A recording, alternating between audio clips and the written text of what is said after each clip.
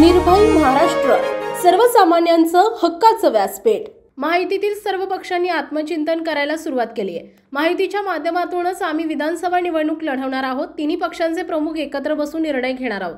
अधिवेशन आणि आचारसंहिता यामध्ये 2 महिने जातील। त्यानंतर होणाऱ्या निवडणुकीसाठी धोरण आखलं जात आहे, असं सहकार मंत्री दिलीप वळसे पाटील यांनी सांगितलंय। लोकसभा निवडणुकीमध्ये राष्ट्रीय लोकशाही आघाडीला देशभरात 400 जागा मिळतील असं वातावरण होतं, पण तसं झालं नाही। या पार्श्वभूमीवर देशपातळीवर अनेक बदल होण्याचा अंदाज असल्याचंही ते म्हणाले। सहकार विभागाच्या विविध बैठकांसाठी पुणे दौऱ्यावर आले असता सोमवारी पत्रकारांशी त्यांनी संवाद साधला। माहितीच्या माध्यमातून आम्ही विधानसभा निवडणूक लढवणार आहोत।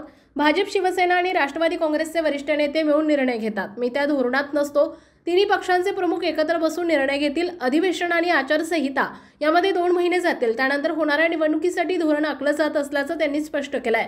दरम्यान लोकसभा निवडणुकीच्या मतदाना दिवशी शरद पवारांना सहानुभूती मिळत आहे, हे माझं सामान्य वक्तव्य होतं। मी कुठेही असलो तरी माझ्या वाटेला येणारं काम मी प्रामाणिकपणे करतो।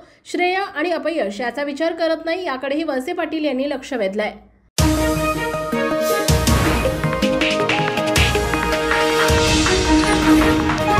निर्भय महाराष्ट्र, सर्वसामान्यांचं हक्काचं व्यासपीठ।